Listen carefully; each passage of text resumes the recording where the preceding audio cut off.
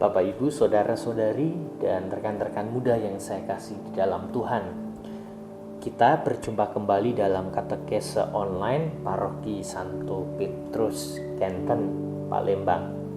Nah, dalam katekese kali ini kita akan membahas tentang membangun iklim persaudaraan di dalam masyarakat. Apa yang bisa kita lakukan supaya iklim persaudaraan di dalam masyarakat Indonesia, bangsa kita itu bisa terwujud? Minimal ada 3 hal yang ingin saya tawarkan pada kesempatan kali ini. Apa yang bisa kita lakukan supaya iklim persaudaraan itu bisa kita hidupi, kita wujudkan? Yang pertama yaitu menerima dan menghargai perbedaan. Kita sebagai manusia tidak bisa menolak perbedaan, karena perbedaan itu adalah bagian dari hidup kita. Manusia dilahirkan perempuan dan laki-laki, gitu ya. Pria dan wanita itu sudah berbeda. Antara suku yang satu dengan suku yang lain juga berbeda. Bangsa yang satu dengan bangsa yang lain berbeda. Latar belakang, bahasa, semuanya itu adalah bentuk perbedaan-perbedaan, dan itu adalah rahmat ya, karena perbedaan menciptakan kekasan dan keunikan.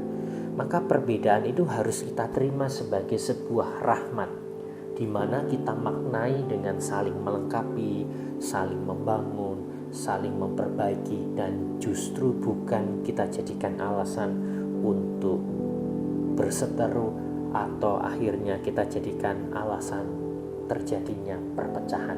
Maka yang pertama adalah menerima dan menghargai perbedaan.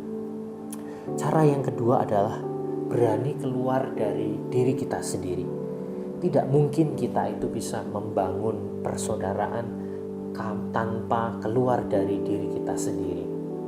Orang bisa sibuk di dalam kendaraan yang sama, bus yang sama, menuju ke tempat yang sama, tetapi sibuk dengan dirinya sendiri, sibuk dengan gadgetnya, sibuk dengan earphone-nya mendengarkan musik, sibuk dengan apa yang dia baca. Orang tidak keluar dari dirinya sendiri, sehingga persaudaraan di dalam bus itu tidak terjalin karena mereka berkutat pada dirinya sendiri. Demikian juga kalau kita mau membangun persaudaraan, berarti harus berani keluar dari diri kita sendiri dan menuju kepada orang lain. Ini yang kedua. Dan yang ketiga yang bisa kita lakukan untuk membangun iklim persaudaraan adalah berdialog.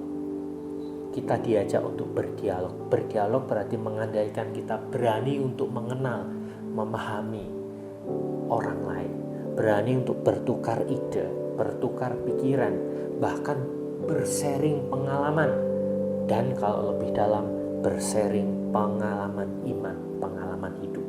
Nah, 3 cara inilah yang bisa kita lakukan di dalam kehidupan kita sehari-hari dalam lingkup yang paling kecil, mulai dari dalam keluarga dan lingkungan masyarakat, yaitu menerima dan menghargai perbedaan. Yang kedua adalah berani keluar dari diri kita sendiri dan menuju kepada orang lain. Yang ketiga, dialog. Semoga kita semua sebagai murid-murid Kristus dan anak-anak Allah dimampukan dan punya kemauan untuk membangun iklim persaudaraan di tengah-tengah masyarakat Indonesia yang majemuk dan beragam. Tuhan memberkati.